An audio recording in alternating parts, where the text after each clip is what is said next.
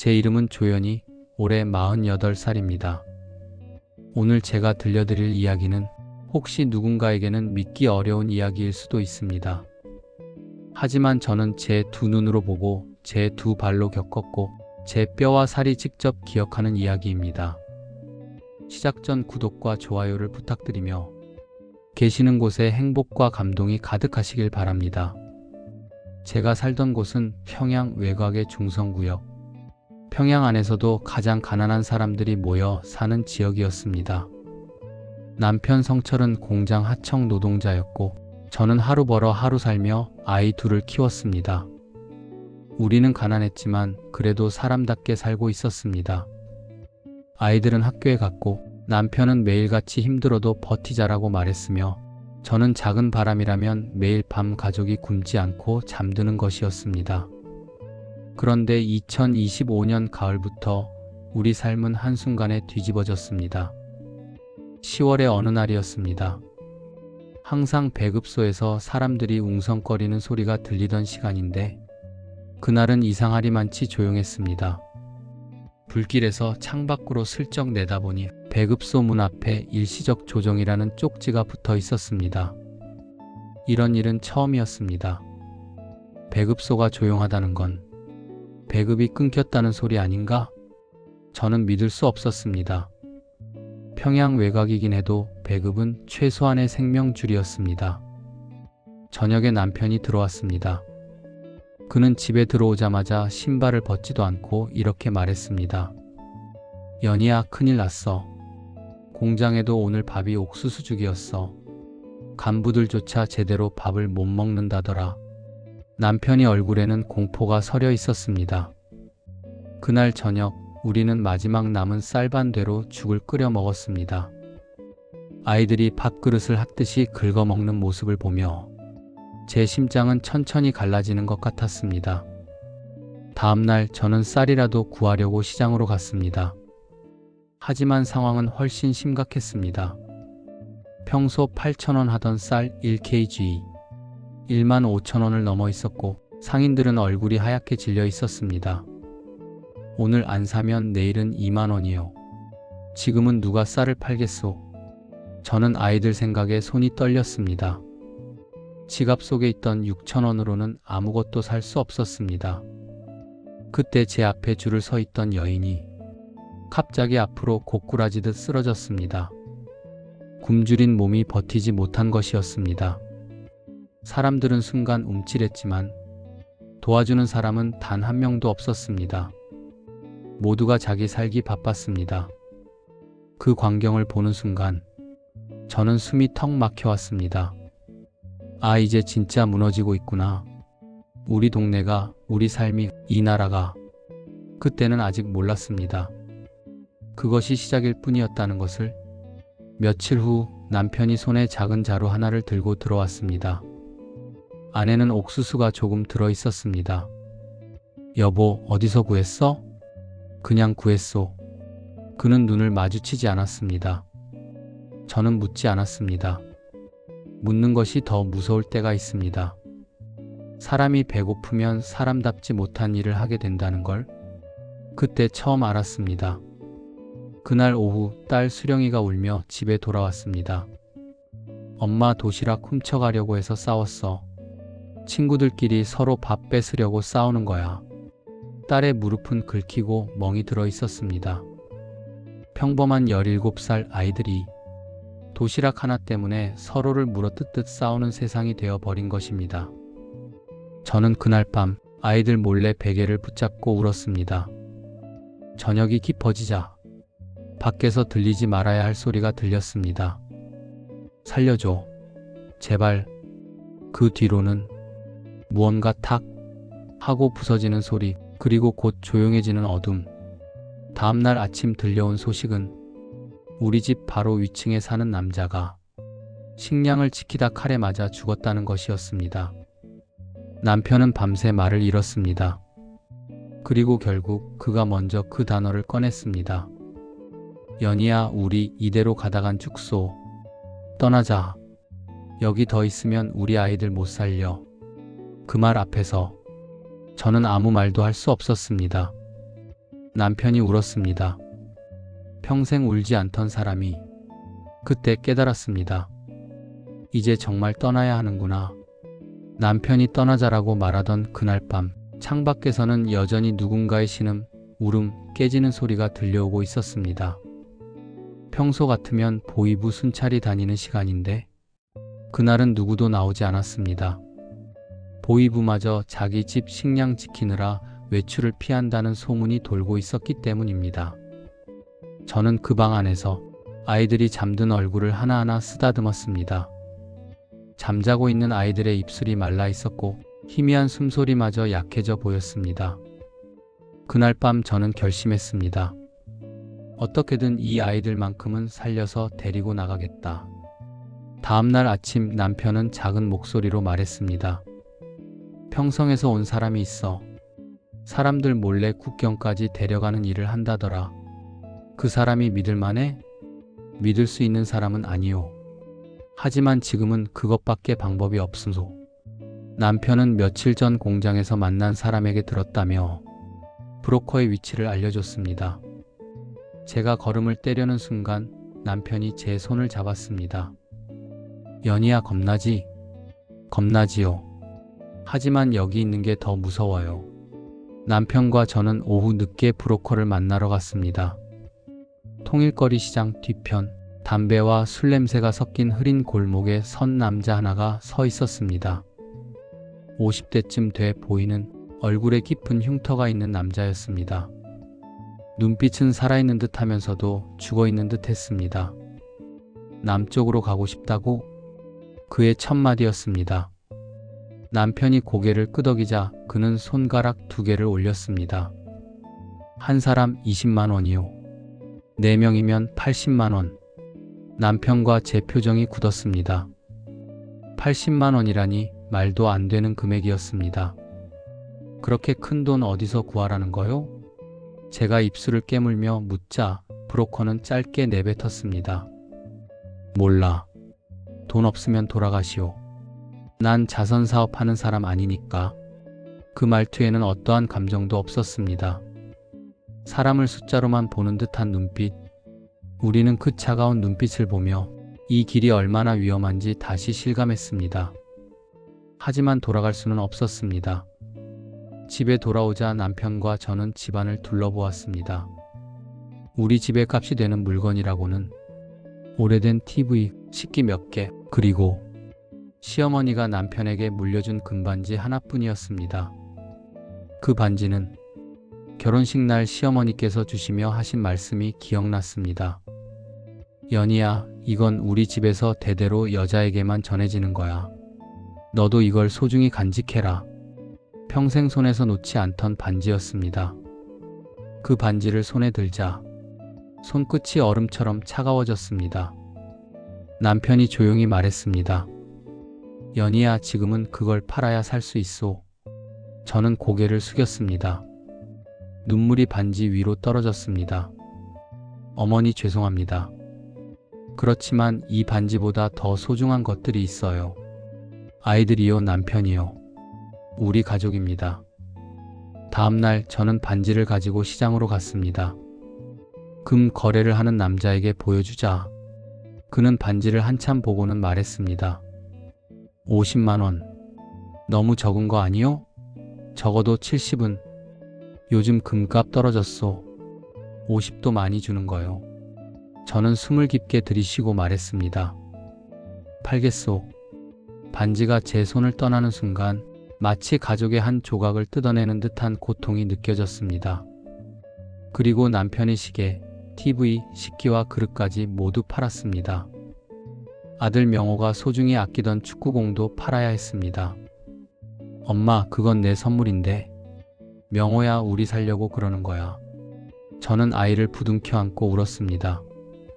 그렇게 해서 정확히 80만 원을 모았습니다.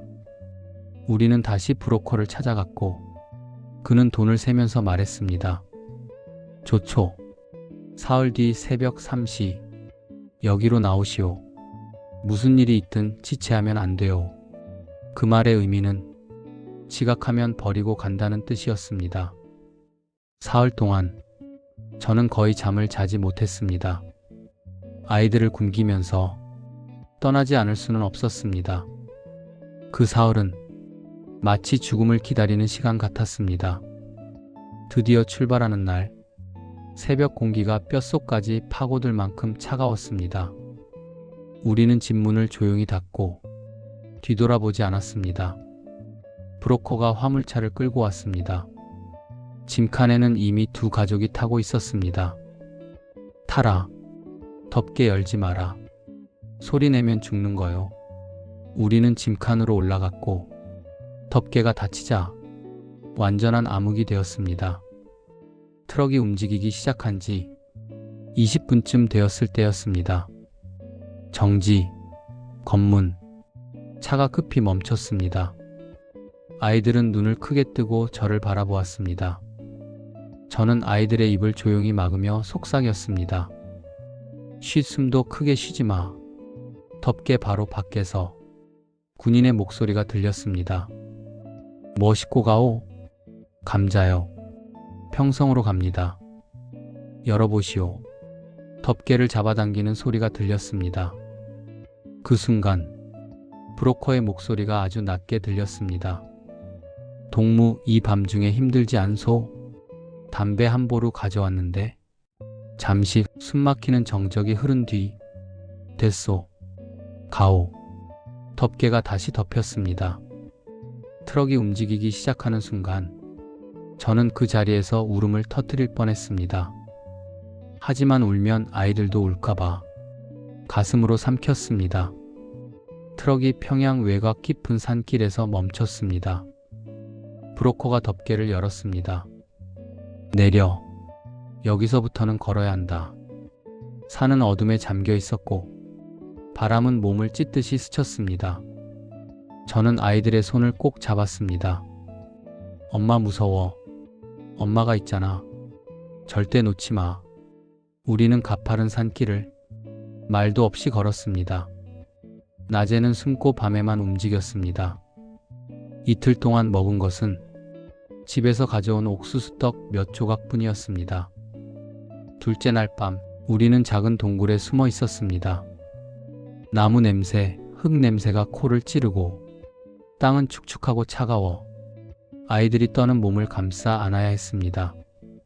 그런데 그때 밖에서 손전등 불빛이 흔들렸습니다. 여기 어디서 누가 지나갔다고 했어. 잘 뒤져봐. 보이부 수색대였습니다. 브로커가 속삭였습니다. 입 다물어. 숨도 내지 마. 감히 숨을 들이마시지도 못한 채 저는 아이들을 품에 감싸고 엎드렸습니다. 불빛이 동굴 바로 앞에서 멈추어 있었습니다. 군인들의 발소리가 바로 몇 발짝 앞에 있었습니다. 여긴 없는 것 같은데 그래도 다 뒤져봐야 한다. 제 온몸이 마비되는 듯 했습니다. 아이들의 심장 소리가 제 귀에 그대로 들릴 정도였습니다. 몇 분이었는지 모르겠습니다. 시간 감각조차 사라졌습니다. 그리고 얼마나 지나서야 군인들의 발소리가 멀어졌습니다. 브로커가 아주 작게 말했습니다. 일어나. 지금 바로 이동해야 한다. 지금이 기회요. 우리가 다시 이동하기 시작한 시간은 새벽 1시였습니다. 달빛조차 흐릿했고 공기에는 축축하고 차가운 안개가 서려 있었습니다. 아이들의 손은 얼음장처럼 차가웠고 남편은 아이들을 번갈아 업으며 헉헉거렸습니다. 브로커는 말했습니다. 지금부터는 말 한마디도 하지 마시오. 여기가 가장 위험한 구간이오. 그 말의 의미는 이제부터 한 걸음 잘못 디디면 모두 끝이라는 뜻이었습니다. 산을 내려가자 넓은 평지처럼 보이는 공간이 나타났습니다. 풀도 거의 없고 땅은 움푹 파인 자국들이 군데군데 보였습니다. 브로커가 낮게 말했습니다. 여기 지뢰밭이오. 제가 밟은 발자국만 밟으시오. 발자국 밖으로 벗어나면 바로 터질 수 있소. 그는 자신의 발 앞에 작은 돌을 떨어뜨렸습니다. 그 돌이 구르다 딱 하는 소리를 내며 멈췄습니다. 저기 보이지? 그 아래 다 지뢰요. 아이들은 숨을 삼켰습니다. 남편이 떨리는 목소리로 말했습니다. 내가 먼저 가보겠소. 그러자 브로커가 손을 뻗어 남편을 막았습니다. 아니요. 앞은 내가 간다. 당신들은 내 발을 따라오기만 하시오. 그는 한 걸음씩 정말로 바늘 끝에 서듯 천천히 움직였습니다. 우리는 그의 발자국을 따라 걸었습니다. 한 걸음 내디딜 때마다 가슴이 미친 듯이 요동쳤습니다. 딸 수령이가 속삭였습니다. 엄마 무서워. 괜찮아, 엄마가 잡고 있잖아. 근데 다리를 움직일 수가 없어. 엄마가 해줄게.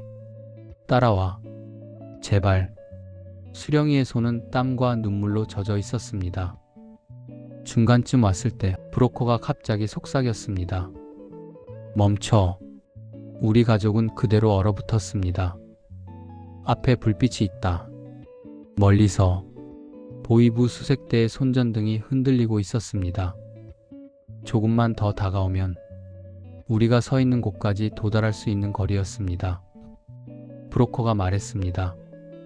낮게 앉아. 절대 움직이지 마. 우리는 지뢰밭 한가운데서 몸을 낮추고 숨을 죽였습니다. 아이들은 울음을 참고 입을 틀어막았습니다. 군인들의 불빛이 우리 바로 앞, 불과 20걸음 앞까지 다가왔습니다. 그 순간까지도 저는 아무 소리도 낼 수 없었습니다. 드디어 그들이 방향을 틀고 멀어졌을 때 우리는 조용히 다시 일어났습니다. 마지막 몇 걸음을 내딛는 동안 제 머릿속에는 하나의 말만 반복되었습니다.